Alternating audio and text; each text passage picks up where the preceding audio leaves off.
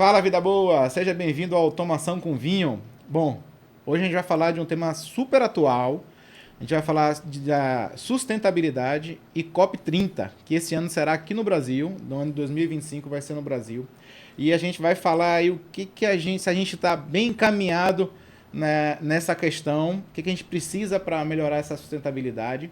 E aí eu vou trazer um especialista aqui para conversar com vocês, que vai, eu acho que vocês vão gostar, vai agradar bastante a vocês. Ele tem muita bagagem, bastante conteúdo, acho que vai contar bastante história aqui, bastante informações pra gente. Vocês já viram no título do vídeo aí quem é o Gerson, mas fica aí que você vai conhecer. Bom, antes de a gente começar o vídeo, eu vou falar um pouquinho do parceiro do canal, que é a Orion Delta Fire. Se você tem problemas de avanço de obra, ou tem que montar muita infraestrutura para avançar em sistema de SDAI, de detecção e alarme de incêndio, a Orion Delta Fire tem uma solução bastante interessante. Eles trabalham com detectores e alarmes sem fio, com criptografia e toda a parte de detecção de incêndio sem necessidade de fio. Tudo wireless. Então, vou deixar aqui na barra para vocês acessarem oriondeltafire.com.br. Vocês vão gostar dessa solução, que é bastante interessante. Bom, hoje a gente vai ter o prazer de receber Gerson Sampaio, um especialista em energia solar e sustentabilidade, com vasta experiência, que inclui grandes projetos como instalações da Arena Pernambuco para a Copa do Mundo, usinas solares de 30 MW. É um palestrante ativo em congressos nacionais e internacionais, como o Congresso Brasileiro de Geração Distribuída e o Congresso Internacional de Eficiência Energética. Além disso, Gerson possui mestrado em Engenharia Elétrica e foi eleito uma das 100 pessoas mais influentes da energia na década. Além de ter sido premiado na 29ª edição da COP da ONU por sua ação climática. Bom, Gerson, estamos no caminho certo para um mundo mais sustentável? Obrigado, Gerson. Muito obrigado, é um grande prazer estar aqui. E a resposta é não. Não estamos no caminho certo. Tá? Estamos no caminho de prejudicar as futuras gerações. Né? Eu tive a satisfação de, na semana passada, receber um prêmio internacional da ONU, né, no Museu da Manhã, no Rio de Janeiro, tá, chamado Ação Climática. Né? Sim.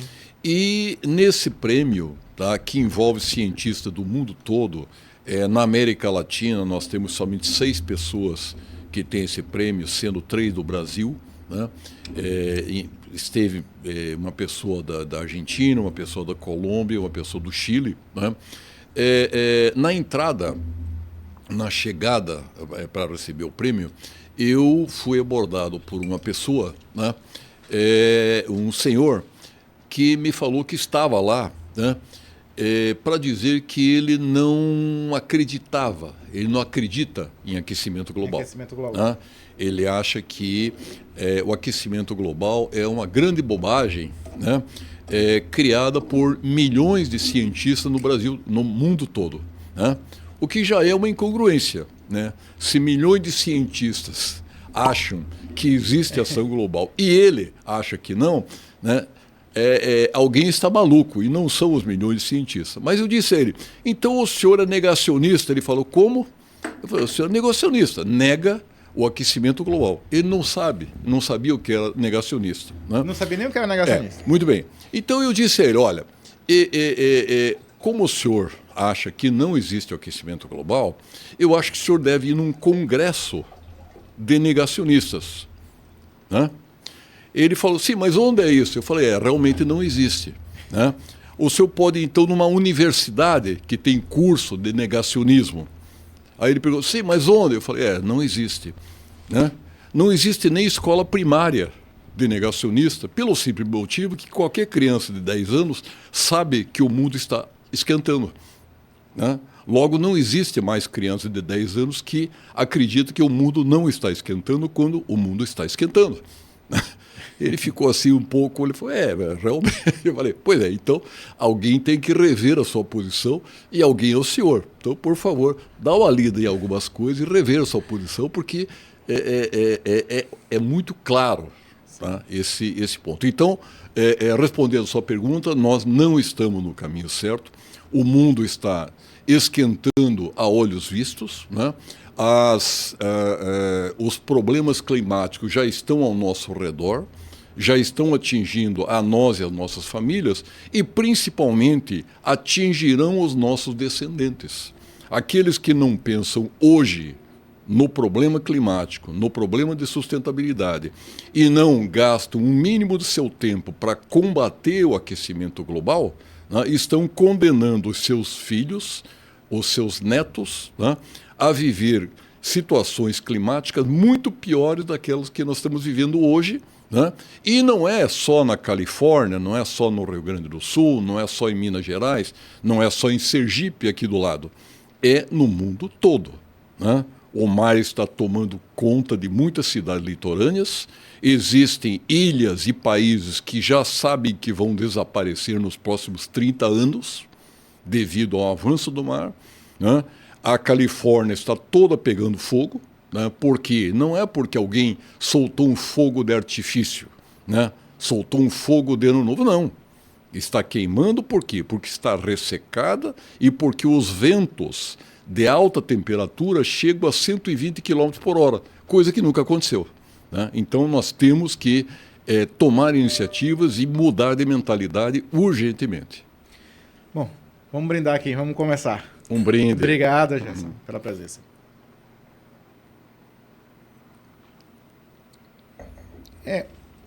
Me diga uma coisa, normalmente as pessoas, eles negam o aquecimento ou eles negam que seja sido provocado pelo homem? O que normalmente acontece? Ou as pessoas já estão aceitando que está existindo um aquecimento no mundo, né? Na média global está se aquecendo? Ou ele não nega até que está aquecendo? Na realidade, há hoje uma situação no mundo que é muito preocupante, tá? O mundo como um todo está desaprendendo de estudar, né?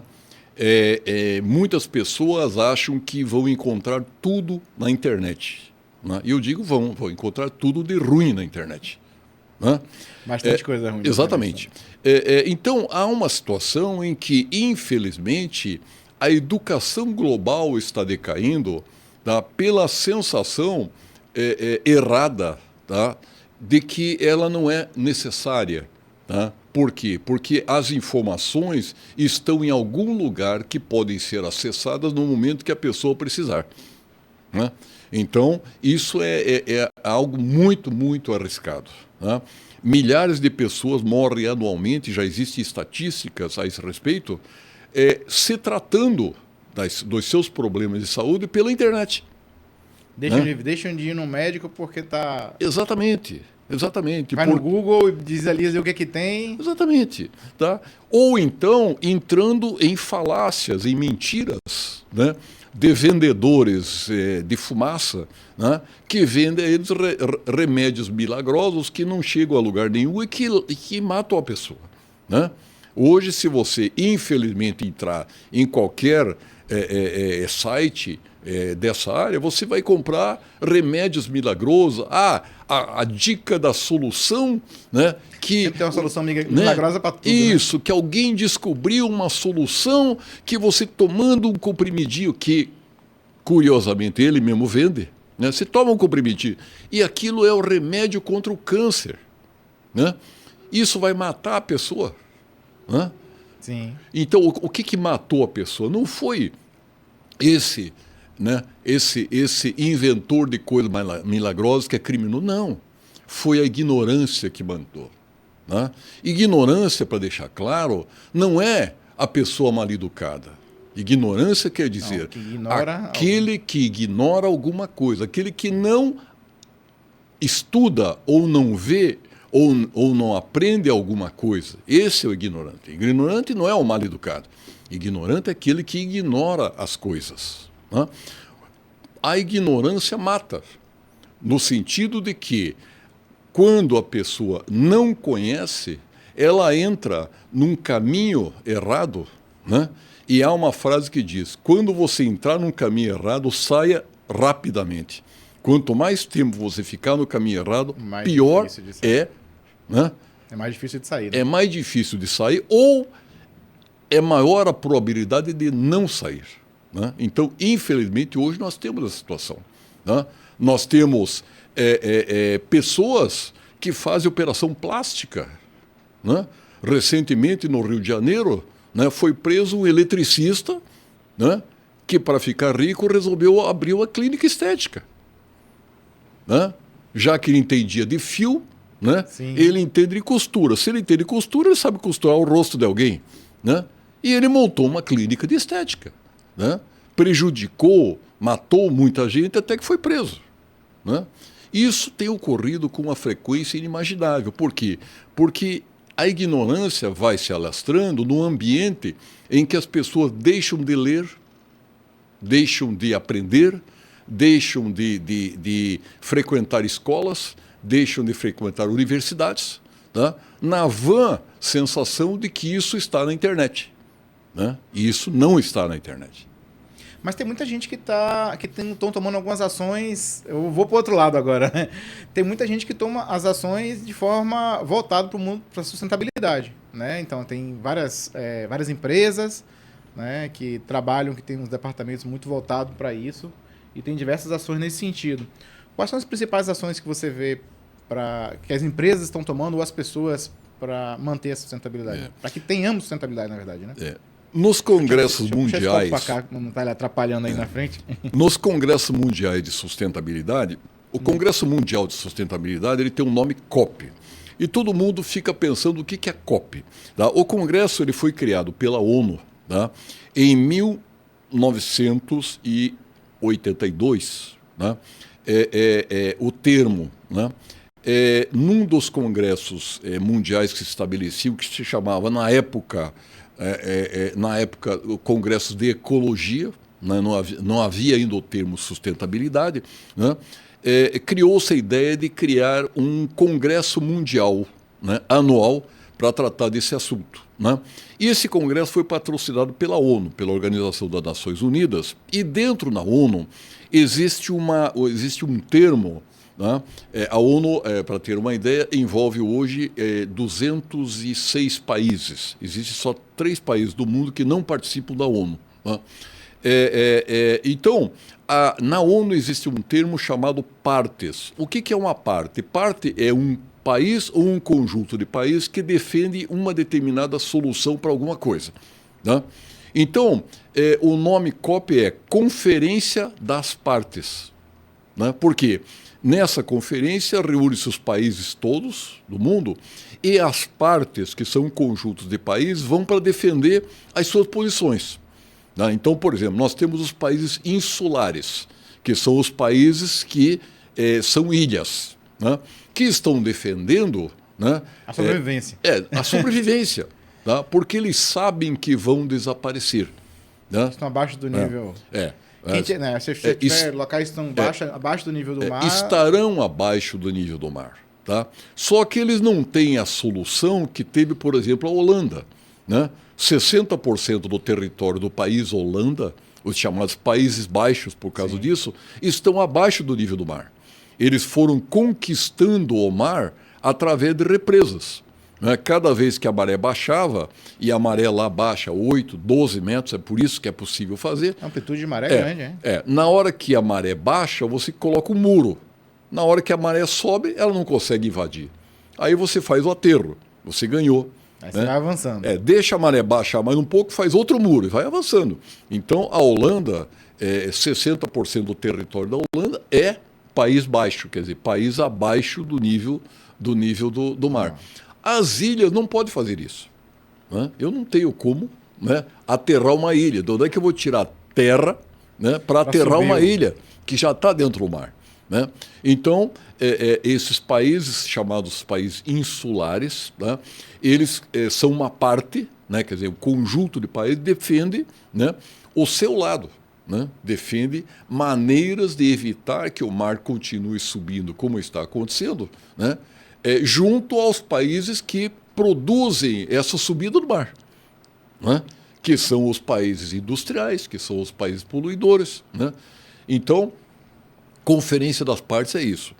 Isso criou uma situação, digamos, mundial. Hoje, todos os países do mundo participam, né, das COP, das Conferências das Partes, e há um caminho, tá, a ser trilhado. O grande problema é que esse caminho a ser trilhado exige uma mudança de mentalidade, né? E não é uma mudança de mentalidade capitalista, é uma mudança de mentalidade do ser humano, né? Porque há países não capitalistas que poluem tanto ou mais, né, do que os países capitalistas, né? Então, na realidade, há que haver uma mudança de mentalidade geral da humanidade, no sentido de se inteirar de que o futuro dos seus descendentes é que está em jogo. Mas esses países, eles não são minoria? Não fica difícil, né? Já que é uma conferência entre as partes e os Países Baixos é a menor proporção, então eles não estão em desvantagens nas COPs? Estão. É por isso que a comunidade científica mundial os apoia, né? No sentido de que aquilo que é um país baixo hoje está em risco, né? Mas aquilo que é um país dito alto também está em risco, né? Eu vi recentemente, numa das viagens, uma placa, né? Por coincidência, na Califórnia, na Califórnia, perto de São Francisco, na região do Napa Valley, que produz alguns dos melhores vinhos do mundo, né? Numa estrada litorânea, né? Eu vi no topo de uma pequena montanha uma placa de uma imobiliária, né? A cerca assim, dos 50 metros de altura em relação ao nível do mar. Tá? E essa placa dizia o seguinte: compre aqui um terreno à beira-mar. Dentro de poucos anos você estará pesando na beira do mar. Né? Quer dizer, o dono da imobiliária tem uma sacada genial. Tá? Ele está vendendo. Só que ele não vai conseguir vender, né? Ele já vendeu todos os terrenos. Ah, já vendeu? Vendeu tudo. Né? Ele está vendendo um terreno pé na areia. Né? Porque ele sabe que. Tá. Ele pegou um terreno um pouco mais afastado, mas ele sabe que e alto, a 50 metros de altura. Tá. E ele sabe que um dia a água vai bater no pé das pessoas que estiverem no terreno dele a 50 metros de altura. Né? Isso quer dizer que o resto que não está a 50 metros de altura vai estar debaixo d'água. Né? E isso, infelizmente, é uma realidade. Então nós temos que estar muito, muito atentos para isso, né? E o caso dessa pessoa, né, que conversou comigo na entrada lá do Museu do Amanhã, na semana passada, eu procurei deixar ele, digamos assim, consciente. Tá? Eu falei, olha, não vai acontecer nada com você, mas você tem família, não tem? Aí ele pensou melhor, realmente eu tenho família. Pois é, então pense na sua família. As próximas gerações, né? Pense na sua família. Né? Você pode não pensar em você, mas pense na sua família. Né? Porque eles vão pagar pelo que você está fazendo hoje. Que ritmo de crescimento o nível do mar está subindo? Olha, em 1972, né, quando, digamos, começou esse trabalho todo em Estocolmo, né, eu tinha na época 20, 21 anos, e estive lá por uma coincidência. Né, eu tinha ido fazer um trabalho na Itália, né, eu estava completando o curso de técnico em eletrotécnica. Antes de ser engenheiro e físico nuclear, eu fui técnico em eletrotécnica. Antes disso, fui mecânico de automóveis e tal, uma vida bastante com muito trabalho. Bem, mas eu fui à Itália para fazer um recebimento de uns equipamentos para uma concessionária de energia do sul do Brasil, né? De Curitiba, no Paraná, a Copel, porque eu sabia falar inglês, né? O que lá em 1972 era uma coisa assim, muito difícil. Né? Então eu acabei sendo escalado sem ter um histórico profissional para ir fazer esse recebimento. E em estando na Itália, tá? Um dia eu pego um jornal, eu sempre tive muita mania de ler jornal, pego o jornal, logicamente em italiano, e leio que tinha uma conferência de ecologia, tá? Em Estocolmo. Né? Isso é bem lá antes da Eco 92, né? Você está falando de 70 e 20 anos antes. Exatamente, né? 20 anos da Eco 92. Né? Em Estocolmo. Né? E aí eu peguei um trem, né? um trem baratíssimo que rodava a noite toda, e fui para Estocolmo para dar uma olhada no que era aquele negócio. E foi paixão à primeira vista. A hora que eu olhei aquilo, eu falei, é aqui mesmo que, né? É aqui mesmo que eu tenho que conviver com esse pessoal. Eles estão falando em futuro da humanidade, né? Que é tudo que eu acredito, né? E de lá começamos esse trabalho todo que vem até hoje. Tá? Então eu defendo firmemente o fato de que as pessoas, todos, têm que pensar no futuro da humanidade, né?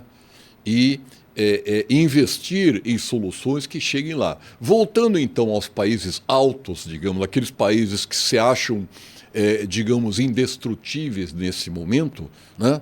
Não são, né? Porque um dia, né, os problemas climáticos vão chegar, né? Os problemas climáticos chegaram em todo mundo. No Brasil, a gente tem muito problema climático, né? A gente está Exatamente, queimadas, né? em diversas áreas. Nós temos extremos de queimadas no Brasil ao mesmo tempo que tem enchentes, né? Nós temos problemas de temperaturas extremas de 45, 50 graus, que já aconteceu no Brasil, que nunca aconteceu, né? E ao mesmo tempo frios extremos no inverno, né? No Rio Grande do Sul, né? Em plena enchente que aconteceu em maio e junho, eu estive lá ajudando, né, na recuperação dos enchentes como voluntário, né, em Canoas, no Rio Grande do Sul, procurando resolver problemas de recuperação de hospitais, de colocar prédios para funcionar e tudo mais, né? De repente vi um frio inimaginável, né? E você dentro d'água com uma temperatura muito baixa é hipotermia, é problema de saúde, é complicado, né? Então, a nossa defesa de tese é que há que todo mundo unir esforços no sentido de obter resultados concretos no curto prazo. Deixa eu voltar um pouquinho lá. Em 1972 você tinha 20 anos aí, né? Ninguém falava em sustentabilidade. Essa palavra acho que nem existia ainda no vocabulário. Não. Né? Essa palavra nem existia no vocabulário. Não, era ecologia. Ecologia. Eu nem sei, acho que a ecologia também estava começando o termo ecologia. Também estava começando. E como é que foi essa visão? Porque assim, eu imagino isso aí na época, um bando de louco ali falando de ecologia, que não tem nada a ver, algo que não faz sentido. Como é que você enxergou que isso aí era algo, né, para as próximas décadas e gerações? Aí é que me chamou a atenção. Não era um bando de loucos, né? Era um conjunto de cientistas circunspectos, gente de universidade, gente com PhD, né? Gente que escrevia livros. Então, né? Isso foi a visão que você teve. Exatamente. Mas o que imagino que poderia ser. Hoje não, hoje realmente tem muita produção, é muito mais fácil de você se entender. Mas em 72. Era... Lá nesse congresso estava, por exemplo, Stephen Hawking, né? Um grande, né, cientista, escritor em inglês, né? Aquele que teve um processo degenerativo, né? E que no final da sua vida não conseguia mexer nada, a não ser um olho, né? E ele escreveu livros fundamentais para o futuro da humanidade sem ter mãos, sem ter pés, né?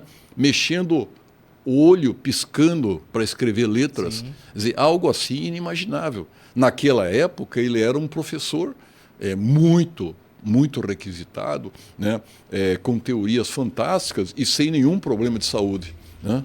Então, essa convivência com esse cientista me deixou, na época, assim, bastante entusiasmado, porque eu sentia que nós chegaremos em algum lugar, tá? E isso está acontecendo, né? Nesse ano nós teríamos a COP30 aqui no Brasil, que vai ser, Belém, né? Vai ser em Belém do Pará, né? Foi uma batalha muito grande que levou mais de 10 anos. Alguém pode falar, mas vai ser em Belém do Pará. Não sabe a história disso, né? Não sabe que levamos 15, 20 anos para conseguir, né, trazer para o Brasil uma COP, tá, que junta 20 mil cientistas, né, durante 10, 15 dias para debater assuntos ligados ao que precisa ser feito no mundo para corrigir. E chegaremos lá. São quantos países, Moí? São representantes? São 198 países, tá, que já são signatários da ação climática, né?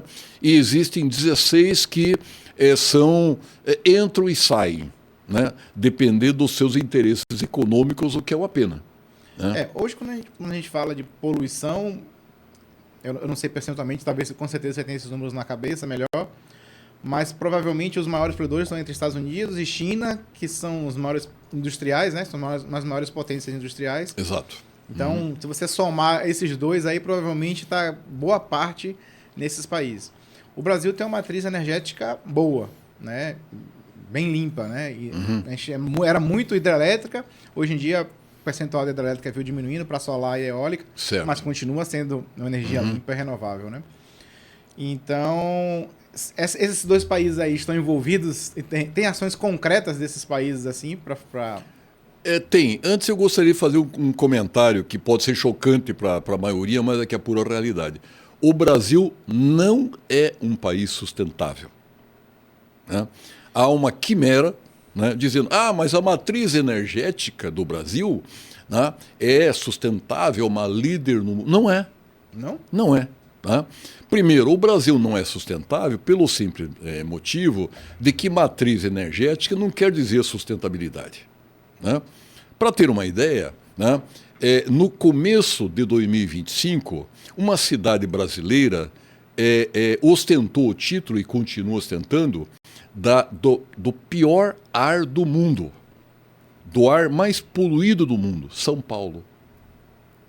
Na década de 70, nós tínhamos a cidade mais poluída do mundo, que era Cubatão. Né? Cubatão era famosa no mundo todo. Sim, pelo seu nível de poluição. Né? Por outro motivo. Muito bem.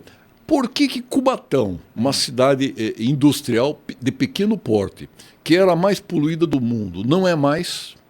E São Paulo, né, que já não tem mais indústrias concentradas no seu redor, porque a maioria das indústrias foram para o interior dos estados, né? Portanto, não é uma cidade eminentemente industrial, é a mais poluída. Né? Por decisões da população. Né? Alguém fala, não, mas quem decide são as autoridades. Não, não são as autoridades. Quem decide é a população. Né? As autoridades, elas são eleitas pela população. Quando a população quer, ela tira a autoridade e coloca outro no lugar. O que aconteceu em Cubatão. Né? O que aconteceu, por exemplo, em cidades que eram extremamente poluídas e complicadas e que viraram um exemplo. Por exemplo, a minha cidade natal, Curitiba. Alguém diz, Curitiba é uma cidade modelo? Sim, é uma cidade modelo depois de 1980. É um modelo para algumas coisas, né? Para algumas coisas. Né? Muito bem. No transporte, né? Nas vias públicas e tal, mas antes disso não era. Né? Houve uma decisão, né, da população, que colocou um arquiteto chamado Jaime Lerner, né, o famoso Jaime Lerner, que transformou a cidade por uma decisão da população da cidade. Mas vamos lá, pelo fato de a gente ter São Paulo, que é uma cidade extremamente poluída, eu não sabia que era a mais poluída do mundo, mas assim, uma cidade extremamente poluída, a gente também tem cidades, se a gente for pular para o lado da Amazônia, que são extremamente limpas, né? Tem um ar extremamente limpo. Aí quando se comenta que a matriz energética é no balanço, na média, né? Porque, obviamente, a gente tem também... A gente tem combustível fóssil sendo queimado para poder gerar energia. A gente tem isso. Sim. Né? Então, a gente tem os dois lados. Mas quando a gente fala que a matriz energética no balanço é bom, é porque a gente está tirando a média. Ou não? Ou ainda assim não é boa no Brasil? Não, não é boa. Tá? O que acontece é o seguinte. Matriz energética não quer dizer sustentabilidade. Matriz energética é uma coisa, sustentabilidade é outra. Ok. Né? É como a pessoa dizer o seguinte, olha, eu fiz um exame médico, né, e está tudo ruim no exame médico, mas a minha creatina está ótima. Né? Quer dizer, eu vou morrer feliz porque a creatina está ótima. Né? Então, Sim, por que a cidade de São Paulo hoje ostenta o rim pode estar bom, mas o coração pode não estar... Exato. Então, matriz energética não quer dizer sustentabilidade. Né? Sim. O conjunto das operações de energia, de indústria, né? de consumo de combustíveis, automóveis, caminhões e tal, é que determina. Né? Então, na Europa, por exemplo, já existem muitas cidades, não só capitais de países, onde é proibido entrar determinado tipo de carro. Né? Os carros a combustível, gasolina, diesel e tal, são proibidos de entrar em muitas cidades. Né? Por quê? Porque eles é que fazem a poluição. Né? Eu acabei de falar, São Paulo não é mais uma cidade industrial. Então, por que ela é tão poluída? Né? Porque São Paulo tem quase 3 milhões de veículos. Né? Eu não sei quantos veículos tem no país, não, Exatamente. mas com certeza lá deve ter quase a metade Muito bem. da frota de veículos. Então, o que acontece? Só o município de São Paulo tem 3 milhões de veículos. A grande São Paulo dá mais de 10 milhões de veículos. Né? A grande maioria desregulados, sem controle de poluição, né? Sem um histórico de controle das suas emissões. Então, se nós não temos isso, nós temos o quê? O pior ar do mundo. Né? Alguém vai falar assim, mas o ano passado era Nova Delhi na Índia. Claro, esses índices oscilam em função da chuva, em função dos ventos, em função da temperatura, em função de tudo. Mas o fato é que nesse verão, São Paulo é a líder mundial em poluição. Tá, então, mas aí a solução nesse caso seria os veículos elétricos, né? Sim. A solução para esse tipo, né, para esse problema que a gente comentou. Mas se esse veículo elétrico ele vai ser abastecido com a energia de fóssil, né, gerador a diesel, gás, né, ou qualquer outro combustível, não vai adiantar, porque você vai só deslocar o problema da cidade, da capital ali, do grande centro urbano, para um outro ponto onde vai ter usina de geração de energia. Exato. Né? Então, é por isso que nós conseguimos a COP30 no Brasil. Por quê? Porque a nossa matriz energética é bastante baseada em hidrelétricas e agora, nos últimos anos, em energia solar. Então, por ser a nossa matriz energética mais sustentável que a dos demais países, na hora que eu desloco um consumo que seria de combustível para elétrico, eu estou trazendo um ganho de sustentabilidade, né? Que não é um ganho automático, tá? Mas que é um ganho que ocorre quando eu troco um carro a combustível por um carro elétrico. Alguém diz, mas os carros elétricos são problemáticos. Eu digo, tudo é problemático no mundo. Né? Você tem que saber conviver com os problemas. Se o carro elétrico tem um problema de bateria, não quer dizer que ele seja um problema. Né? A bateria tem que desenvolver.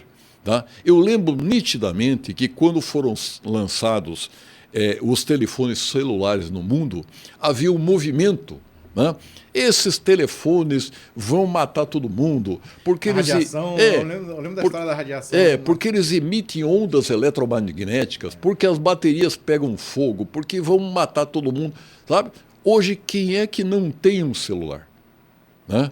As crianças nascem, né, na maternidade, já recebem o celular de seus pais. Né, para ficar quietas. Sim, com certeza. Então, que é muito ruim para o celular. O celular hoje briga em casa para não deixar as crianças com celular. Exato. É melhor a gente dar atenção. Existe uma estatística marcante. Né? O mundo tem 8 bilhões de seres humanos. Né? E nessa virada de ano, o mundo registrou 8 bilhões de celulares. A gente tem mais celular do que... Tem mais celular do que ser humano. Né? Por quê? Porque ele é uma tecnologia irreversível. Então eu digo a todos, carro elétrico é uma tecnologia irreversível. Daqui a 10 anos, praticamente não existirão mais carros a combustível como nós temos. Agora, daqui a 10 anos, não existirão mais oficinas de automóveis. Eu digo aos meus amigos que têm oficina, eu fui mecânico de automóvel, eu digo, olha, mude. Os veículos serão descartáveis, assim como um celular descartável. Exatamente, mude. Você tem que fechar a sua oficina de carros a combustível e abrir a sua oficina de coisas elétricas, de carros elétricos, de ônibus elétricos, de outras tecnologias, tá? Porque o carro a combustível não vai mais existir. Né? Alguém perguntou, sim, mas como é que você pode prever isso? Eu falei, olha, na minha época, quando eu comecei a trabalhar, né, tinha perto da minha casa uma grande oficina de guarda-chuvas. A pessoa ganhava dinheiro consertando o guarda-chuva. Né? Havia uma outra que ganhava muito dinheiro consertando bonecas e brinquedos infantis. Vá procurar lá em Curitiba se eles ainda existem. Vá procurar no mundo se existe uma oficina de guarda-chuva ou se existe uma oficina de brinquedos de criança. Né? Deixa eu te fazer uma pergunta. Assim, hoje, eu não sei se você pode traduzir para a gente, assim, mas a pegada de carbono de um veículo elétrico, pegada total de carbono, desde a produção, da bateria, né, da vida útil do veículo, do descarte das baterias e assim por diante. A gente sabe, eu não sei se esse saldo ainda é positivo em relação a um veículo a gasolina, por exemplo. E talvez seja menos positivo ainda se for considerar um álcool, por exemplo. No Brasil a gente tem, né, o etanol como combustível. Mas, de qualquer forma, isso é um processo evolutivo. A gente precisa passar por essa etapa hoje, que mesmo que a pegada total de carbono não seja a melhor, a mais favorável, mas para que a gente consiga daqui a 20, 30 anos ter, né, um balanço muito mais positivo, a gente precisa passar por essa fase hoje. Exatamente. A pegada de carbono já é positiva. Tá? Já é positiva há 2 anos. Né? Já foi isso devidamente comprovado pelas academias, pelas universidades, pelos estudos. Né? Mesmo em relação ao etanol? Mesmo em relação ao etanol. Até porque o etanol, repara uma coisa, quem é dos seus conhecidos, quem é dos motoristas que você conhece que usa etanol? Não usa. A gente usa compulsoriamente, né? Que vem na gasolina, né? Exatamente. Então, há um problema muito sério com o etanol no Brasil. E esse problema é um problema de política pública. Né? O etanol é dominado por empresas, né? Mega empresas, que dominam estados todos, eu não vou citar quais estados, mas dominam estados todos, dominam a política, dominam tudo nos estados, né? E que, lamentavelmente, não tem interesse nenhum, né, de vender etanol com uma solução sustentável. Né? Essas empresas querem vender açúcar, querem vender outros produtos a preços altos, né, no mercado nacional e internacional. Então, o problema do etanol, o etanol é uma grande solução sustentável para o Brasil, mas a política não deixa que ela seja. Tá? Eu lembro a todos que dizem, mas o carro elétrico é uma novidade, ele é problemático, ele pega fogo. Sim, né? Existem alguns filmes, né, no YouTube, né, e no TikTok de carro elétrico pegando fogo. Né? Mas são casos totalmente isolados. Isso não é uma tendência. Carro pegando fogo, combustão também tem. Estatisticamente, carro também tem. Carro a gás, principalmente, né? Pega fogo também. Abastecimento. Né? Pega fogo também. Quer dizer, então, usa-se, digamos assim, os casos específicos para dizer que é uma tendência. Não é uma tendência. A tendência é que o carro elétrico vai dominar o mercado, como já está dominando. Você chega numa cidade como Salvador, você vê a quantidade de carros elétricos já rodando. E isso gera um problema muito sério, por quê? Porque a estrutura dos condomínios não está preparada para receber o carro elétrico, para receber o carregador do carro elétrico. Tá? Então, toda nova tecnologia tem esse problema. A nova tecnologia ela chega atropelando, né, as estruturas existentes. O problema não é a nova tecnologia. O problema ela vem mais rápido do que. Exato. O problema é a estrutura existente, tá? Que não acompanha a velocidade da tecnologia. Né? No começo dos celulares, né, aconteceu a mesma coisa. Né? Muita gente comprava celular para depois descobrir que não tinha celular na sua cidade. Né? Eu mesmo tenho familiares numa cidade do interior da Bahia e em cidades do interior do Paraná que compraram celulares para descobrir que não tinha celular na cidade. Depois, né? Que mesmo compraram celular e depois descobrir que não tinha sinal de... Exatamente. Isso é algo assim impressionante? Não. Né? No começo da televisão, né, há uma piada que diz: existiu no Brasil, né, 5.000 televisores tá? E nenhuma estação de TV. Né? Por quê? Porque é natural, toda nova tecnologia é assim. Tem aquele entusiasta que a tecnologia saiu, ele vai adquirir. Exatamente. Né? E existe o tempo de maturação da tecnologia, que aí vai se tornar mais popular. Né? Existem pessoas no Brasil que compraram um carro elétrico, né, como pioneiros e descobriram que não podia sair a 10 quilômetros da sua casa porque não tinha como voltar para casa. Né? Isso é um problema do carro? Não, é um problema da tecnologia, da evolução tecnológica. Hoje, graças a Deus, já tem carregador de carro elétrico no Brasil todo. Né? Nós já temos situações, nós fizemos há poucos anos atrás um evento em Brasília de defesa da energia solar, né? Defesa essa chamada Capacetes Amarelos, que juntou milhares de pessoas lá numa manifestação em Brasília para defender a energia solar, que estava para ser taxada em 63% pelo governo federal, e conseguimos derrubar isso, né? Esse movimento Capacetes Amarelos. Uma das coisas que aconteceu é um grupo de pessoas do Rio Grande do Sul, da cidade de Rio Grande, que é um porto no Rio Grande do Sul, foram do Rio Grande do Sul até Brasília, numa viagem de mais de 5 mil quilômetros, com um carro elétrico, né? Abastecendo, carregando o seu carro elétrico pelo caminho e chegar em Brasília. Né? Isso eu estou falando antes da pandemia. Já se conseguia isso. Hoje você vê em qualquer estrada, nós fizemos agora mesmo um roteiro grande aí pelo Brasil de carro, encontramos muitos carros elétricos na maior tranquilidade viajando. Né?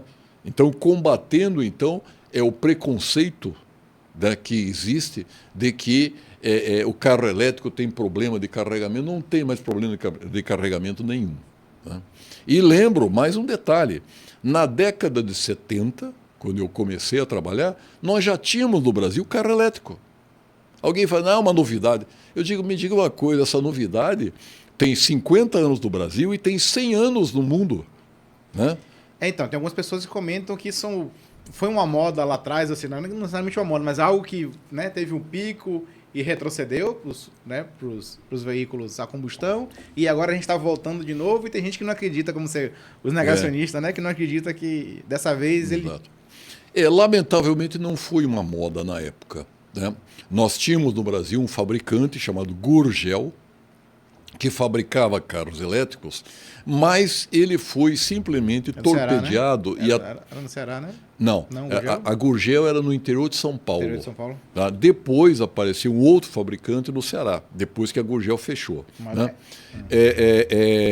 Na época, o domínio das empresas que fabricavam carros, que fabricam carros a combustível, era tão grande, tá, que ele simplesmente foi torpedeado. Tá? Ele não conseguiu evoluir. Né? E o lobby das mega empresas dessa área, que existe até hoje, né, segurou a evolução do carro elétrico por muitos anos. Tanto que vocês vejam agora que todos os fabricantes de carros elétricos do mundo são empresas novas, né, que chegaram a um porte tal, tá, que tornaram impossível ao lobby dos fabricantes de carros a combustível bloquear o seu avanço. Né? Nós tínhamos a BYD, né? Nós temos outras empresas, né, como a GMW, né, e milhares de outras empresas que agora estão entrando. Entrando por quê? Porque furaram o bloqueio. Né? Então existia, na realidade, não uma moda, existia um bloqueio sobre essa moda. Né? Assim como existiu no telefone celular. Durante muitos anos, né, as companhias de telefone fixo vendiam seu telefone fixo e as pessoas tinham como patrimônio. Eu conheci pessoas que tinham 6, 7, 8 telefones fixos e alugavam o telefone. Né? Era uma forma de... 3 anos para conseguir era uma forma de né? alugar. Muito bem. Então, essas companhias telefônicas, a elas não interessava a entrada do celular. Então, elas torpedearam o celular durante mais de 20 anos. Até que uma empresa mundial chamada Iridium, né, desenvolveu um telefone celular de alcance mundial, chamado Iridium, né? Um telefone por satélite. Né? E esse telefone por satélite convenceu as grandes empresas de telefonia que não tinha jeito, que ou elas aderiam ao telefone celular ou elas iriam desaparecer, como aconteceu, por exemplo, com a Kodak, né? grande fabricante de máquinas fotográficas, né? Que chegou a dominar 80% do mercado de fotografia do mundo. Tá? E insistiu na fotografia por filme, né? Contra a fotografia eletrônica, né? E faliu por causa disso, né? Poderia se tornar a líder mundial em fotografia eletrônica, mas não, ela insistiu no filme e foi atropelada pela tecnologia. Essas empresas, então, de telefonia fixa, tá? Como Telebahia, aqui na Bahia, como, né, Embratel, né? Aderiram ao telefone e ao celular compulsoriamente, sabendo que iriam fechar se não fizesse isso, né? Então, o fenômeno da Iridium, com um telefone mundial, forçou os grandes fabricantes, né, como Mitsubishi, como Apple, né, que na época fabricava outras coisas, né, não fabricava telefone celular, né, a entrar para a telefonia celular, sabendo que aquilo era algo irreversível. Só fazendo um parênteses aqui, eu fui de Salvador para o sul, pro Rio Grande do Sul, Porto Alegre e interior ali algumas vezes, de um X15 Gurgel, meu pai que você conheceu, obviamente.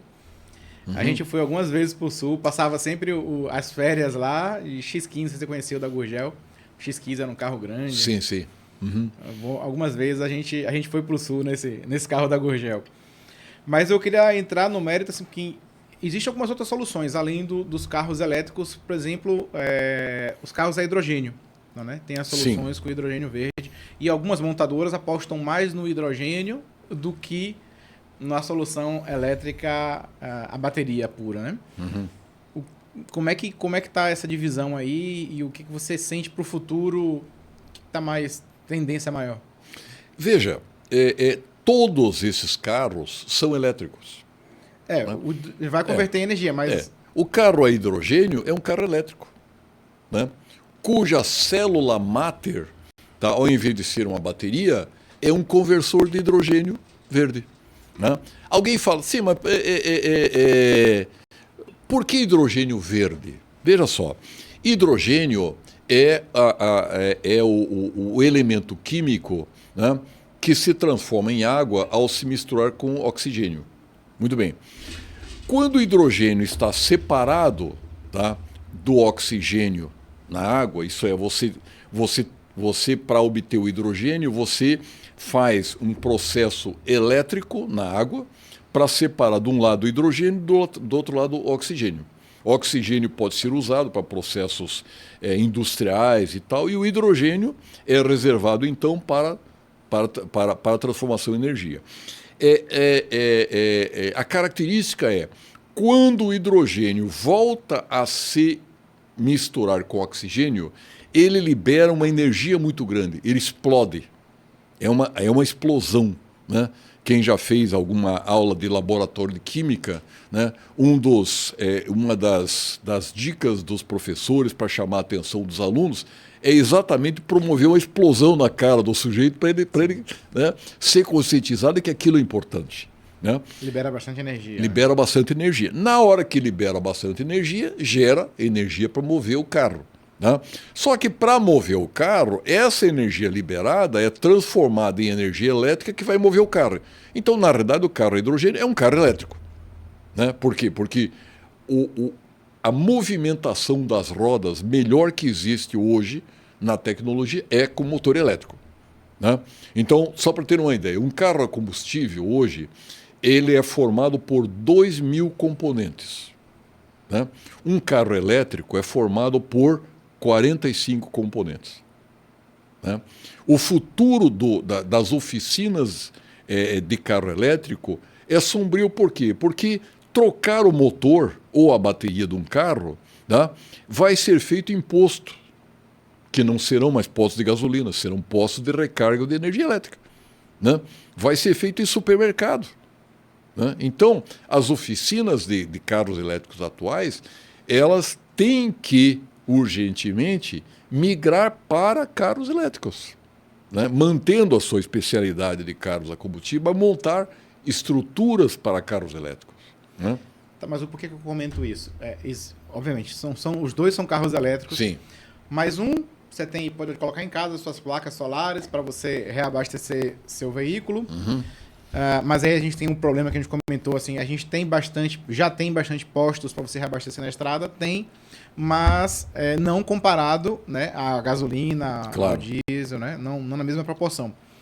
Mas o hidrogênio é algo que você consegue transportar semelhante ao que você faria com outros tipos de combustível, né? Por isso que eu perguntei, né, nesse sentido, o que tá uma tendência maior? É a gente continuar com o veículo ou de repente a gente vai ter os dois nichos de mercado, iremos conviver, né? Os urbanos irão conviver com um sistema de placa solar e veículo elétrico e os não urbanos, né, quem precisa de viagem. Na realidade, digamos, não ocorre assim. O hidrogênio, para ser transportado, ele tem que ser transportado a baixíssimas temperaturas. Sim, para ele ficar líquido, né? Para ele ficar líquido. Então, o que ocorre? A tecnologia do hidrogênio é extremamente complicada, né? E não haverá como abastecer carros com hidrogênio líquido num futuro de menos de 30 anos. Então é algo para se esquecer, né? Alguém me pergunta assim, mas por que o hidrogênio é chamado verde? Eu digo, não, ele não é verde, né? Não é como o cavalo branco de Napoleão, né? Ele não é verde, ele não tem cor, o hidrogênio. Sim. O código verde quer dizer que aquele hidrogênio em particular que você vai usar foi obtido através de uma transformação elétrica, né, tipo galvanização, com a energia oriunda de fontes renováveis. Então, o hidrogênio verde é aquele obtido por uma reação química alimentado pela energia que vem de fonte renovável, solar, eólica, hidráulica. Tá?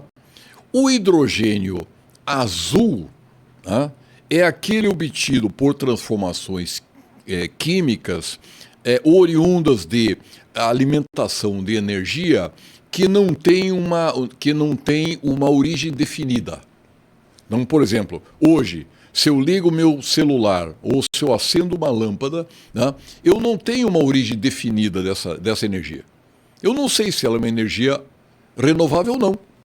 Né? Por quê? Porque no fundo, né, da minha instalação elétrica tem um conjunto de equipamentos da Coelba e depois de Paulo Afonso, depois da Eletrobras e depois da Chesf e tal, né, em que existem usinas hidrelétricas, existem usinas solares e existem usinas a carvão ou a diesel. Né? Então é um tipo de energia que eu não sei a origem. A origem não é definida. Né?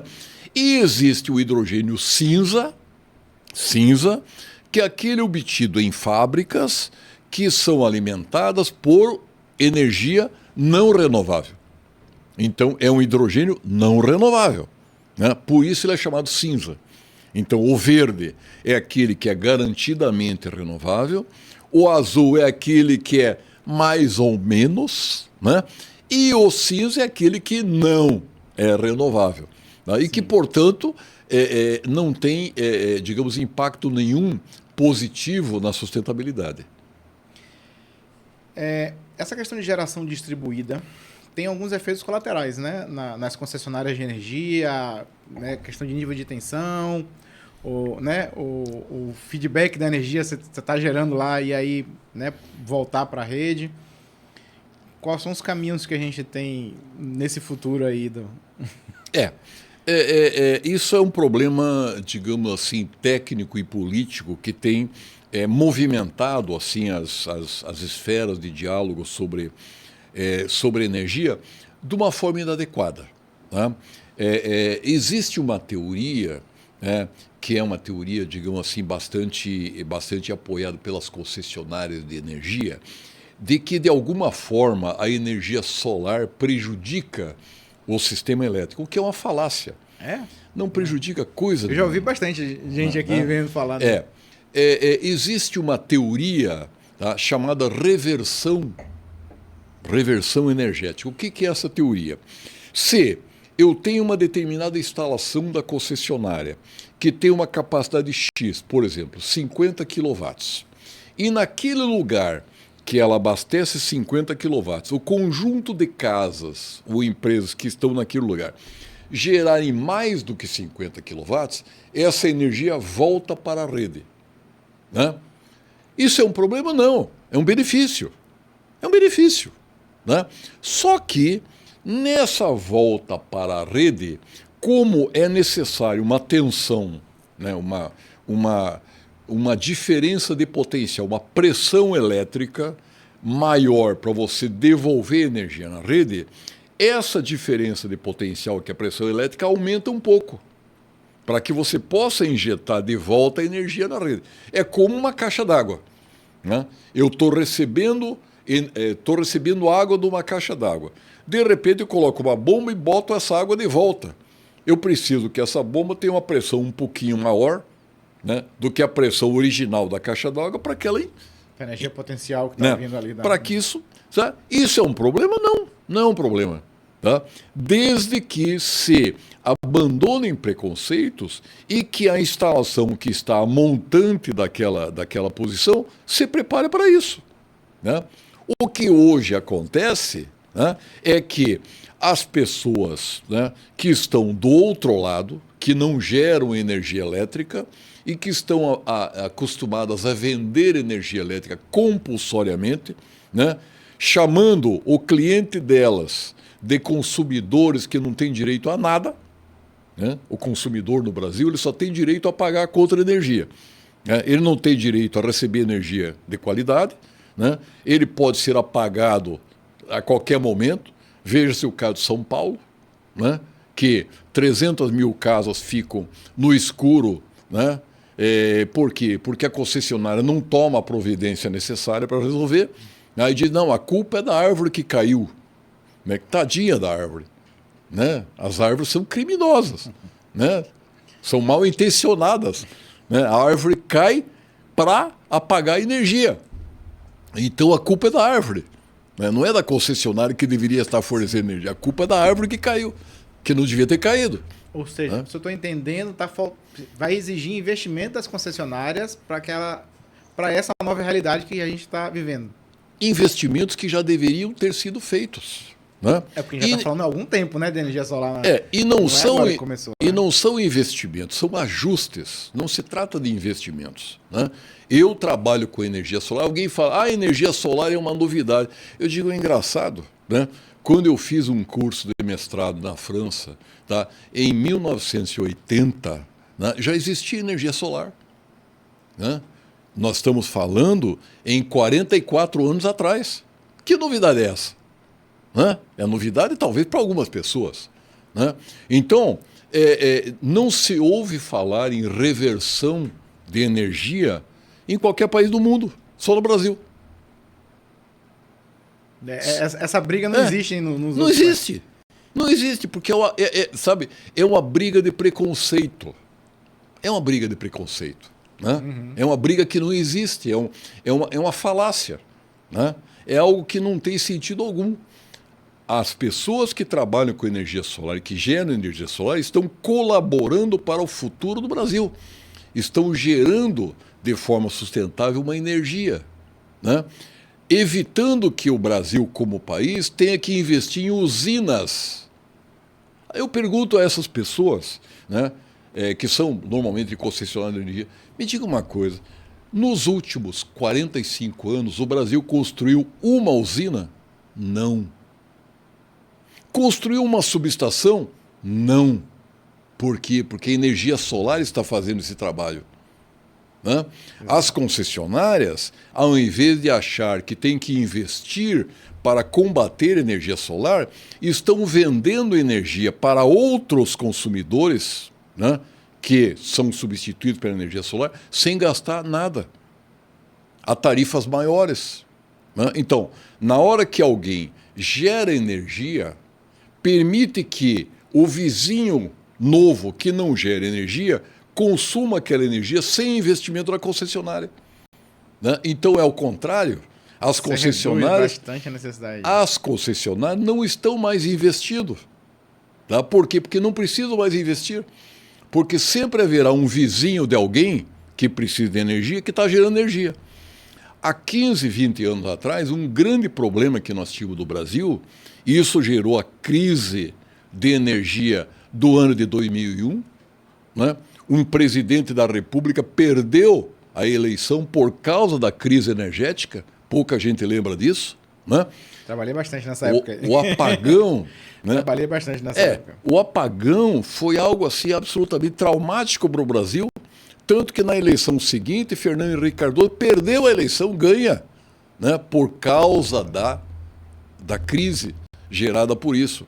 Naquela época, o grande problema era você construir uma indústria, você construir uma panificadora, uma delicatessen, e ia para a concessionária dizia, olha, não tem energia. Eu conheci empresários que faliram antes de inaugurar sua empresa. Eu tenho um amigo pessoal, que era gerente de um hotel, que saiu do hotel para montar uma delicatessen em Itapuã. E não conseguiu montar. E não conseguiu energia. Ele falou, Gerson, eu fali antes de inaugurar. Por quê? Porque não tem energia. A concessionária veio para mim e diz, olha, para você ter energia, você vai ter que pagar 300 mil reais para eu fazer uma rede nova para ligar você. Porque não tem energia. Né? Isso não existe mais hoje. Por que não existe mais hoje? Por causa da energia solar. Hoje nós temos no Brasil energia sobrando. O Brasil está exportando energia para outros países. Por quê? Por causa da energia solar, que é uma coisa positiva. Né? Então, vencer preconceitos é uma coisa muito interessante. Né? O pico de consumo de energia no Brasil, ele já foi das 6 às 8, né, horário de ponta. O pico de consumo era mais quando a pessoa chegava em casa, ligava o chuveiro, etc. Exatamente. Ligava as luzes, a iluminação. Hoje em dia com LED, né, o consumo de iluminação caiu muito. Caiu muito. Hoje em dia se deslocou mais para tarde, então, né, o nosso pico de consumo de energia é mais no meio da tarde. E onde a energia solar tá gerando bastante, só que para a noite a gente não precisa armazenar essa energia, né? A energia solar ela tem um período aí de geração durante o dia. Como é que estão essas tecnologias para armazenamento dessa energia para que ela possa, né, vingar aí no futuro? O horário de ponta é aquele horário onde o consumo de energia como diz, ponta. Né? É maior do que a média do dia e que, portanto, sobrecarrega as instalações elétricas. Por isso, lá na década de 70, 60 e pouco, foi criado um sistema de tarifação para, entre aspas, punir aqueles consumidores que consomem energia na hora de ponta. Como não tinha como, na época, por falta de tecnologia, punir o residencial, que é quem efetivamente consumia energia entre as 18 e as 21 horas, resolveu-se punir as empresas. Então criou-se uma tarifa chamada Azul, né, que é uma tarifa altamente punitiva, que praticamente obrigava as empresas a não operar na hora de ponta, reduzindo com isso a produção industrial. Depois criou-se a tarifa verde, que hoje é praticamente usada pela maioria das empresas médias e grandes do Brasil, que tem o mesmo objetivo. Então, a ideia era cobrar mais caro das 18 às 21 horas, ou das 17h30 às 20h30, dependendo do estado, das empresas, para forçar as empresas a sair da ponta. Tá? Isso gerou um efeito maléfico. Tá? Primeiro, prejudicou a produção industrial brasileira, durante muitos anos, e até agora é assim, e criou uma miríade de geradores diesel. A maioria das empresas que tem a situação acabou optando por ter um gerador diesel girando na hora de ponta. Então você pega shopping centers, por exemplo, em São Paulo, em Salvador, em qualquer lugar, que tem uma bateria de geradores diesel no seu telhado, que são ligados às 18 horas e desligados às 21 horas, gerando poluição, gasto de combustível exagerado, uma série de coisas, já que gerador diesel não tem cano de escape, né? Ele não tem processamento dos gases. Né? Então, um dos grandes poluidores hoje no Brasil são os geradores diesel, que estão operando por quê? Por causa de um erro da tarifação criado lá na década de 70, tá? E que até hoje persiste erradamente. Depois disso, a ponta acabou migrando para as 10 horas da manhã. Então, durante muitos anos, a ponta não era mais 18. Né? Mostrando ao governo que não valia a pena cobrar multa de quem gerasse energia na hora de ponta, que a ponta não era mais 18 horas, mas continua até hoje. Você veja como, digamos assim, o paquiderme Estado tem dificuldade de se movimentar, de se adaptar às novas tecnologias. A ponta não é mais das 18 às 21 horas há mais de 40 anos. Eu pensei que era tarde, não é mais da tarde, não é pela manhã? Não, veja, eu falei, não é mais das 18 às 21 horas há mais de 40 anos. Ela migrou para as 10 horas da manhã. Com a entrada da energia solar, né, que começou a abastecer energia às 10 horas da manhã, ela migrou para as 4h30 da tarde. Por quê? Porque às 4h30 da tarde já não tem mais energia solar. Né? É um erro você imaginar que uma geração de energia solar vai até às 18 horas. Não vai. Né? Energia solar gera energia quando o sol está forte. Ela transforma os raios solares em energia quando o sol está forte. Diferença é pico, né? Isso. Então, um sistema de energia solar, ele começa a gerar energia lá por 7h30, 8 horas da manhã, e às 4h30, 5 horas da tarde já parou. Né? Ele não está mais girando. Então, nesse presente momento, o pico de energia no Brasil oscila na faixa das 4h30 da tarde, que é a hora que os sistemas solares param. Né? Você reduz a geração solar, exatamente. Mas o consumo ainda está presente. Porque a geração solar, que era um traço, que era muito pequena há 15 anos atrás, hoje já chega a quase 20% da geração de energia. Né? Hoje, o conjunto de energia solar no Brasil já é maior que Itaipu, que até há 15 anos atrás era a maior usina hidrelétrica do mundo. Então você imagine o efeito formiga. O efeito formiga é isso. Existe hoje mais de 3 milhões de residências no Brasil com energia solar. Né? E não existia há 8 anos atrás, não existia. Né? Então hoje nós somos, a comunidade de energia solar, já somos uma parte importante da matriz energética brasileira, sustentável.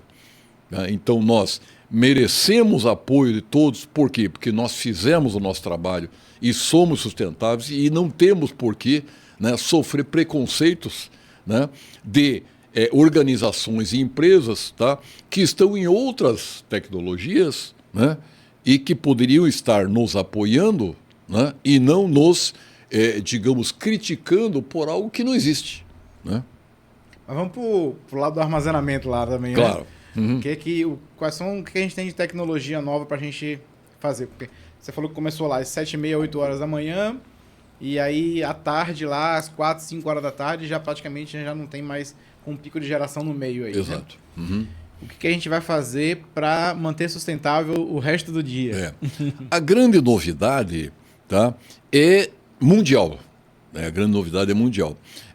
Há poucos anos atrás, eu conversando com um amigo meu que mora no Japão, tá, ele era funcionário de uma das grandes fabricantes de automóveis do mundo. Tá? Na realidade, na época, a maior fabricante de automóveis do mundo, que era a Toyota. Né? Toyota foi o maior fabricante de automóveis do mundo. Muito bem, ele era funcionário dessa empresa e por questões, digamos, empresariais e de mercado, ele acabou sendo demitido da Toyota. Né? E eu, preocupado com ele, num país longínquo e tal, né, eu sempre me informava com ele como é que estava o problema. Tá? E ele me falou, não, Gerson, não tem problema. Tá? Eu virei fornecedor de energia elétrica. Falei, como é que é? Você, de funcionário de Toyota, virou fornecedor? Eu comprei um carro elétrico, né, que fica na minha garagem. De madrugada, quando a tarifa aqui no Japão é muito barata, eu carrego a bateria do carro elétrico e vendo a energia de dia. Né? Ele falou, eu ganho o mesmo salário em casa sem fazer nada, só ligando e desligando. Né? Sim, usando aquela bateria que você já está ali. E eu uso a bateria do carro elétrico para vender energia na hora que a energia é cara. Né? Porque a bateria está ociosa, o carro exatamente, o carro está parado. Né? Então, em resumo, ele compra energia barata de madrugada e vende energia cara durante o dia. Né? Que é a realidade do mundo. Tem que ser assim. Né? Não tem que ter preconceito. Né? As tecnologias. Então, a grande novidade é que a evolução das baterias no mundo foi tão forte, tá, com a entrada das baterias de íon lítio, né, em substituição às baterias convencionais que nós temos nos nossos automóveis, que hoje já é possível você armazenar energia e vender essa energia. Então, hoje, a tecnologia do presente momento, não é do futuro, é você usar o seu sistema solar para armazenar energia de dia para você usar de noite. Né? Hoje você usa esse armazenamento na concessionária. Quer dizer, hoje você que tem uma energia solar, você gera a energia elétrica de dia, exporta para a concessionária, né? E a concessionária tem um medidor bidirecional que mede a saída dessa energia e a entrada. Né? Né? Isso é um alerta para quem compra energia solar. Muitas pessoas compram energia solar de empresas não habilitadas, não qualificadas, que acabam não fazendo o projeto aprovado na concessionária e, portanto, a concessionária não tem como adivinhar que você tem energia solar e não coloca o medidor bidirecional. Na hora que não coloca o medidor bidirecional, você está exportando energia para a concessionária de graça. Né? Então, eu tive ontem mesmo, me ligou uma pessoa e falou, Gerson, eu comprei de uma empresa, né, pela internet. Eu falei, meus pêsames. Né? Comprou pela internet, já fez errado. Aí eu peguei o eletricista, falei, meus pêsames de novo. Quer dizer, você fez digamos assim... É o oposto do gato, né? É o contra-gato. É o contra-gato. Né? Você fez a tempestade perfeita. Você comprou de uma empresa não habilitada e instalou com um profissional não habilitado. Quer dizer, você fez 2 crimes. Né? Você já devia estar preso. Né? Mas não foi preso ainda, mas vai ser. Né? É uma questão de tempo. Né? Muito bem. Ele deu risada, mas uma risada meio assim, sabe? Uma risada meio sem graça, porque ele percebeu que ele cometeu um crime. Né? Mas voltando ao caso, então, ele reclamou, olha, eu coloquei a minha energia solar e a conta não foi para zero como a pessoa que me vendeu prometeu. Eu falei, primeiro, ele prometeu uma coisa impossível, né? Porque a conta de energia, existe uma taxa mínima, né, que no caso é R$100 por mês. Abaixo disso não existe. Né? Não, então a tua conta nunca chegaria a zero pelo simples motivo que tem uma taxa mínima. Né? Como acontece com a Embasa, com as companhias de saneamento, né? Que tem uma taxa mínima digamos assim, para que economicamente seja possível você fazer a rede. Né? Muito bem. Então, mas então a minha conta que era R$700 caiu para 500, não aconteceu nada. Eu falei, de fato, né? Por quê? Porque você está exportando de graça energia para a Coelba. Não, a graça, quer dizer, você virou um doador, né, de energia para a Coelba. Por quê? Porque não fez projeto, não aprovou. Além de você ter virado um doador, você virou um criminoso, né? Além disso, você está correndo o risco de matar alguém, tá? Porque um dia a Coelba vai desligar a rede para fazer uma manutenção. E você vai estar lá gerando. E você vai estar lá gerando energia e vai matar o cara que vai consertar a rede da tua casa. Né? Aí ele falou, poxa, estou completamente errado. Eu falei, graças a Deus, você percebeu isso. Né? Então trate de corrigir os seus erros.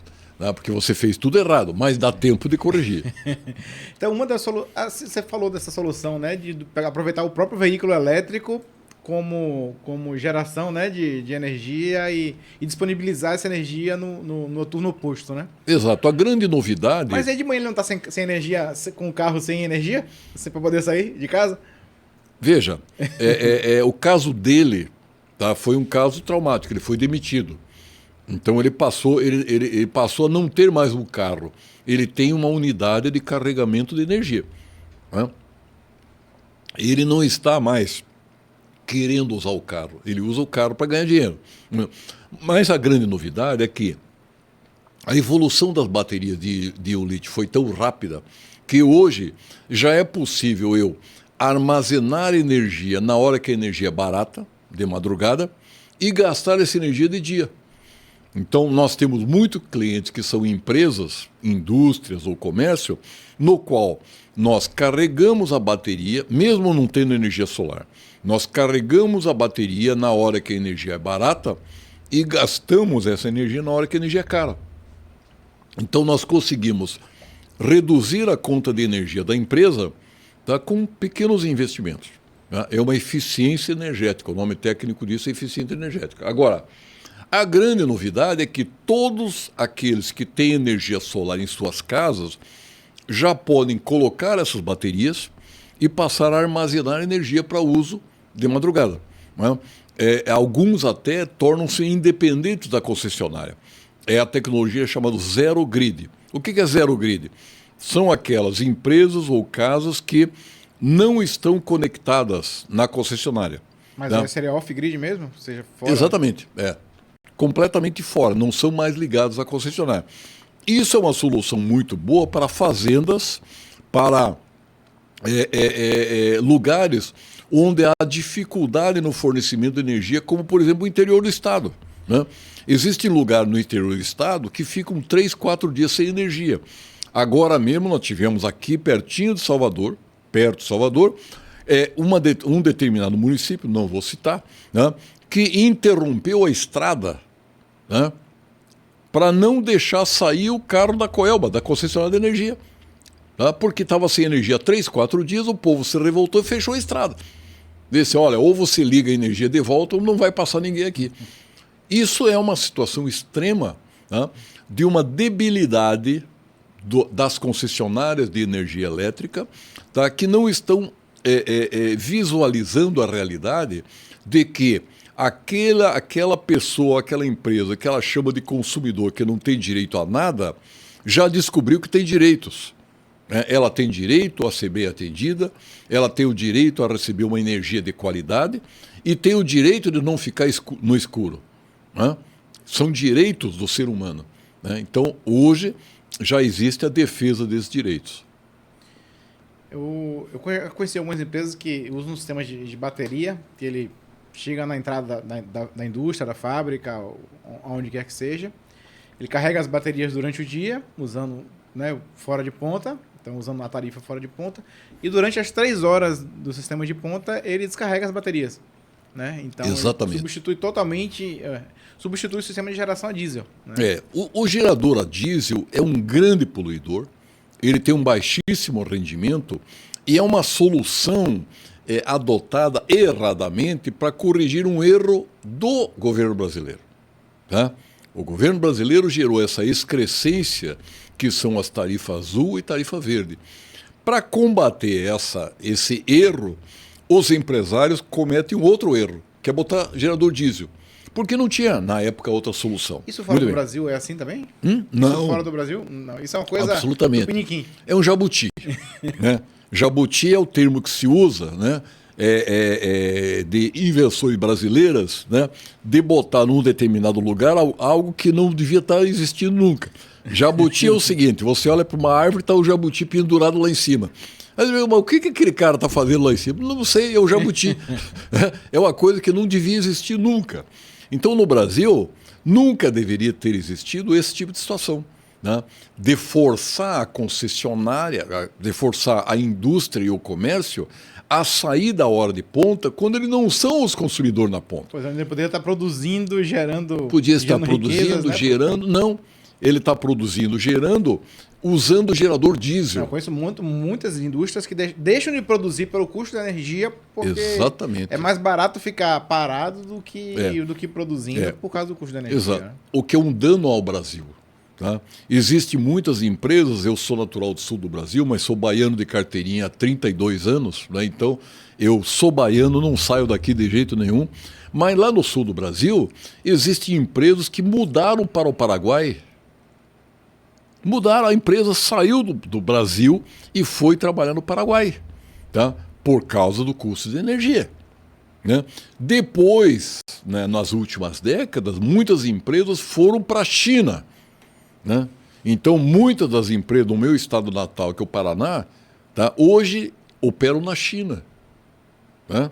Por quê? Porque lá a energia é mais barata, porque lá a mão de obra é mais barata, porque lá não tem imposto de exportação, porque tem apoio do governo para exportação, a empresa vai para lá. Né? Então, alguém pergunta, sim, mas qual é o mistério da China? Eu digo, o mistério da China é que é um país que apoia a empresa, apoia o empresário. Tá? E o mistério do Brasil é que é um país que persegue o empresário. A diferença está aí. Dá vontade de conversar aqui, passar umas 3, 4, 5 horas. O papo é muito bom contigo. Eu gostei bastante do papo aqui. É sempre muito bom e um tema bastante interessante. Obrigado, né, obrigado. Algum tópico aí eu deixei de abordar, esqueci de falar aí? Sim, eu gostaria de ter uma mensagem para, digamos, para a população e principalmente para quem mora em prédios. Tá? Hoje nós temos um problema muito sério. Os condomínios, a maioria deles, né, não estão preparados para as novas tecnologias. Né? Os condomínios foram construídos numa época em que nós não tínhamos celulares no número existente, né? Não tínhamos outras tecnologias, né? Não tínhamos carros elétricos. Tá? E hoje um grande problema é que a grande maioria dos condomínios estão com as suas instalações elétricas sobrecarregadas. Tá? E não se atentam para isso. Então tem ocorrido muito incêndio, acidente, choque elétrico em condomínios devido a essa sobrecarga. Devido ao fato de que os condomínios não investem em cuidados com as suas instalações elétricas. Nós temos uma situação que ocorreu recentemente que é uma verdadeira piada. Nós fizemos, a nossa empresa, que é uma empresa de engenharia elétrica, que tem um nome, né, que já tem 45 anos de atividade e tal, nós fizemos uma proposta para uma reforma de um condomínio que estava com a instalação elétrica em situação de miséria. Né? Muito bem. Fizemos essa proposta foi para a Assembleia de Condôminos. Tá? Na Assembleia de Condôminos, decidiram não fazer a reforma elétrica porque precisava fazer uma pintura na recepção. Né? Então, trocaram uma coisa que era da segurança de todos, tá, por uma pintura na recepção. Quando o síndico me ligou, eu falei, olha, todo mundo tem o direito de morrer feliz. Né? As prioridades, então, cada um define o que... No dia que der um incêndio no condomínio, tá, as pessoas vão morrer felizes, porque dizem, mas a recepção está bonita. Não é? Eu morro, mas a recepção está uma maravilha. Né? É uma piada, digamos assim, que não tem graça nenhuma, sim, mas o fato é que é para chorar. Né?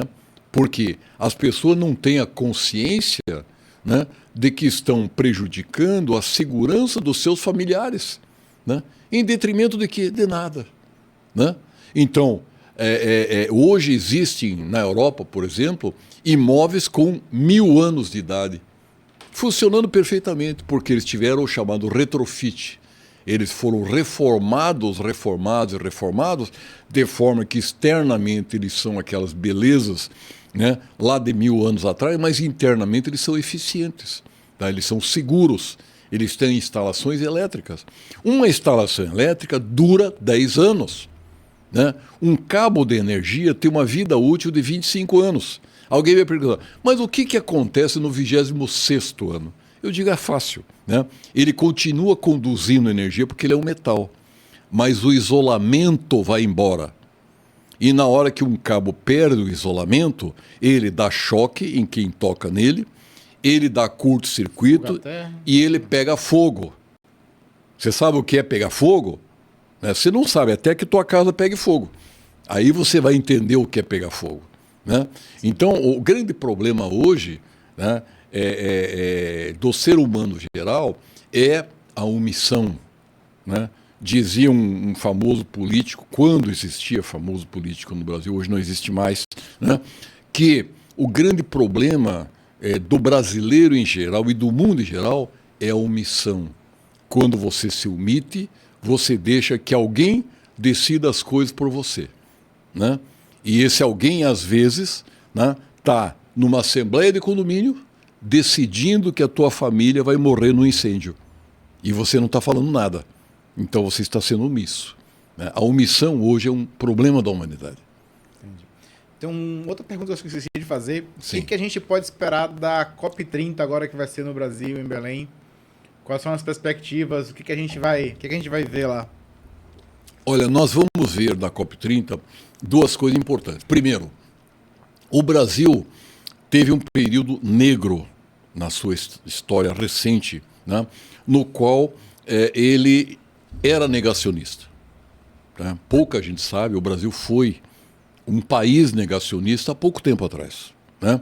E isso prejudicou muito o Brasil, tanto no ponto de vista de programa de sustentabilidade, como no ponto de vista da entrada de capitais estrangeiros no Brasil para a sustentabilidade. Né? Existem capitais imensos no mundo, tá, que são direcionadas para os países em desenvolvimento para investir em projetos sustentáveis. Projetos de energia solar, de energia eólica, de melhoria nas estradas, né, de melhoria nos sistemas de abastecimento e tratamento de resíduos, né, e que pararam de entrar no Brasil. Graças a Deus agora estão entrando de novo. Né? Então, a COP30 ela é uma redenção, no sentido de que o mundo volta a ver o Brasil como um país sustentável de fato e de direito, né?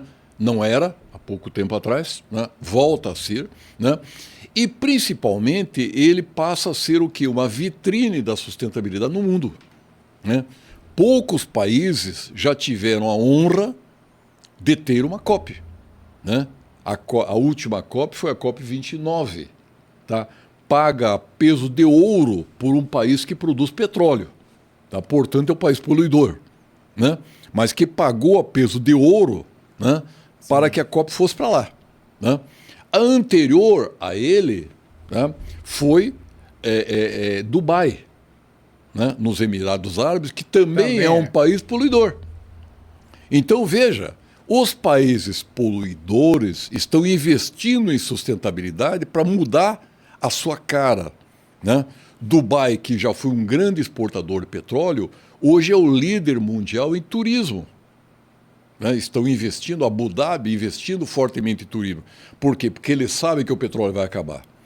Eles sabem que a demanda de veículos a petróleo vai acabar.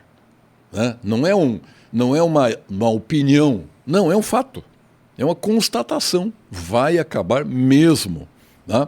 Então, países como, por exemplo, os Emirados Árabes, o conjunto que são 7 países que formam os Emirados Árabes, um dos quais é Dubai, outro é Abu Dhabi, assim vai, estão investindo fortemente em turismo.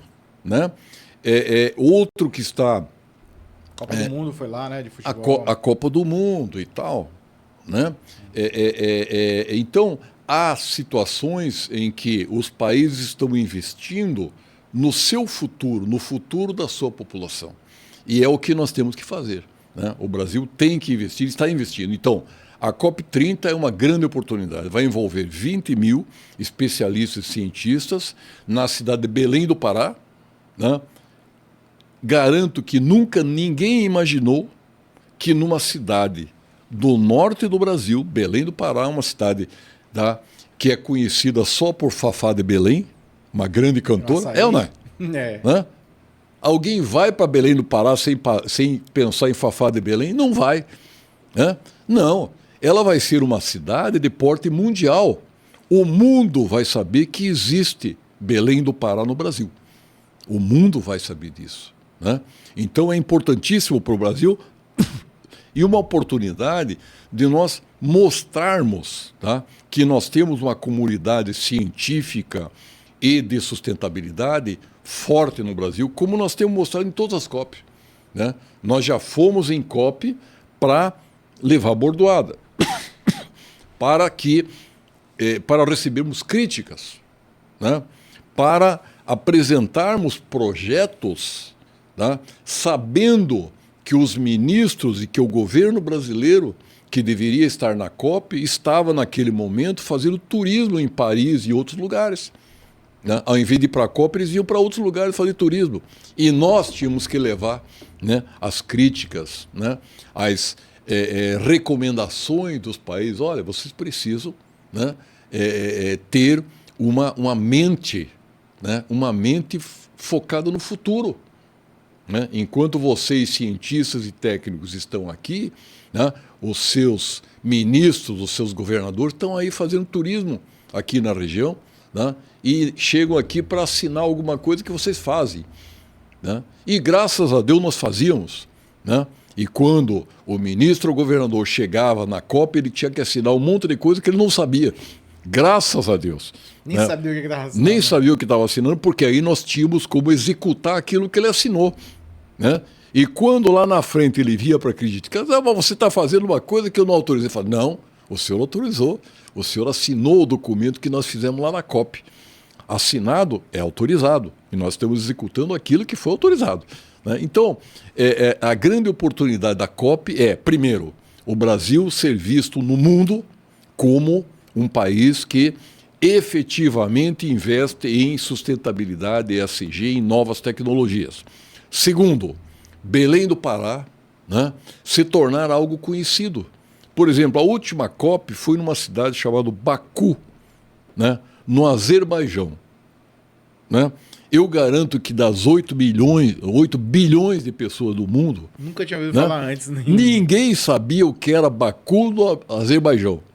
Tá? Hoje todo mundo sabe, né, onde é o Azerbaijão, né, e onde é Baku. Né? Então todo mundo vai saber onde é Belém do Pará, né, onde é o Pará e onde é o Brasil. Muito bom. E se eu quiser entrar em contato com o Gerson Sampaio, como é que eu faço? Fácil. Tá? É entrar nas redes sociais. Nós temos duas empresas. Nós temos uma empresa chamada Tecnergia, com K no meio, né? Que tem site, está nas redes sociais. Como é o site? Tecnergia? Tecnergia.com.br, com K no meio, TK Energia. E temos uma segunda empresa, que é Electro, mas nós tivemos que mudar o nome, porque um grande grupo empresarial chamado Electro comprou a Coelba, né, e a Neo Energia alguns anos atrás, então nós colocamos Electro Bahia. Então, Electro geração BA. em São Paulo, né? Antes de vir para Bahia aqui. Exatamente, interior então, de São Paulo, né? Electro com K, BA de Bahia.com.br. Né? E é muito fácil entrar em contato conosco, porque o promotor desse podcast sabe bem do nosso telefone e coloca vocês em contato conosco. Telefone também? Também. Posso botar o telefone aqui? Com certeza. Pode colocar o telefone e pode colocar o nosso prêmio, né, mundial de ação climática, que nós tivemos a honra de receber na semana passada. Muito bom. Esse prêmio é diferenciado, né? Com certeza. Existem só 3 brasileiros que têm esse prêmio. E o outro prêmio também das 100 pessoas mais influentes na energia também é outro prêmio? Também. Esse prêmio foi há 2 anos atrás, né, e foi com muita honra que nós recebemos, principalmente porque nós desenvolvemos ao longo de todos esses anos uma história de resiliência, né? De ouvir as pessoas dizendo, não, você está, você é um lunático, né, que pensa em abraçar árvores, né?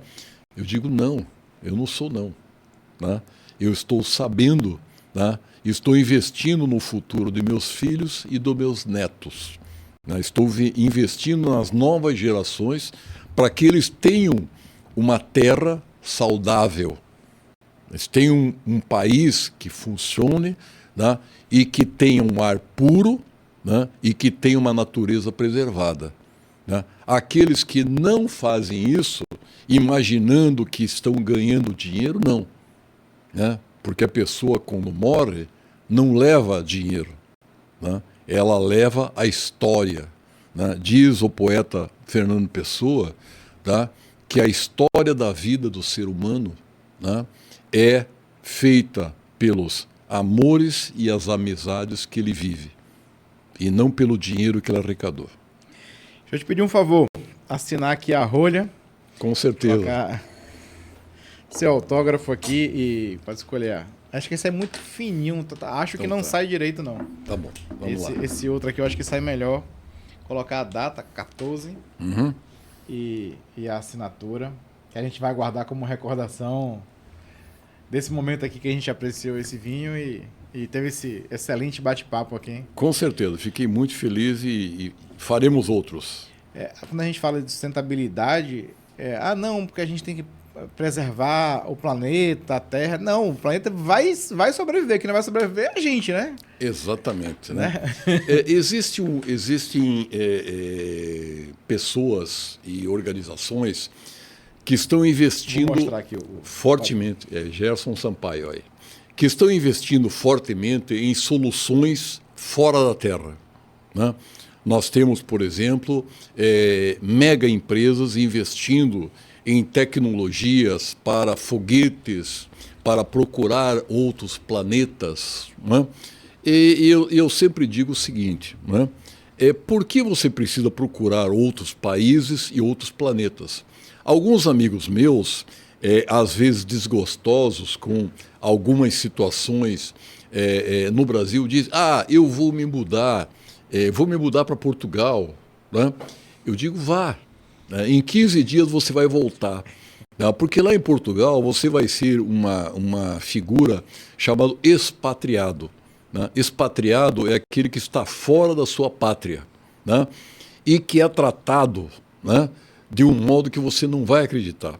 Então vá lá, fique 15 dias, mora em Portugal, não faça turismo, mora em Portugal, que você vai ver o que é bom para tosse.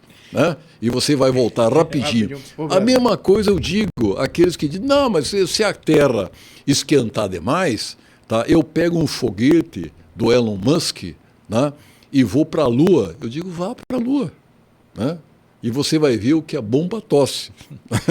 Não, nós temos uma terra que tem que ser preservada. É nisso que a gente tem que investir. Esse vinho aqui que você achou uruguaio, uma reserva 2021, Noble Alianza. Você conhece a vinícola? Eu tive a grande satisfação de estar no Uruguai e de conhecer essa vinícola, assim como uma grande vinícola do Uruguai que produz vinhos da uva Taná, né, que é a Garzón.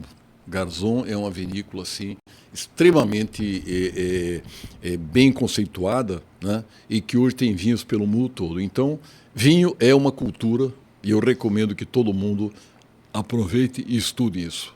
Isso é bom. Gerson, muito obrigado mesmo. Obrigado. Valeu pela sua presença aqui. Fico feliz. Gostei demais do bate-papo. Pessoal, se você ficou até o final aqui, muito obrigado. Deixa, se você quiser recomendar um tema pra gente aí, bota nos comentários. Eu gostaria de falar de tal tema. A gente vai correr atrás de um especialista para trazer aqui, assim como o Gerson veio para falar conosco aqui sobre sustentabilidade e a COP, né? Gente, obrigado. Até mais. Valeu. Tchau, tchau.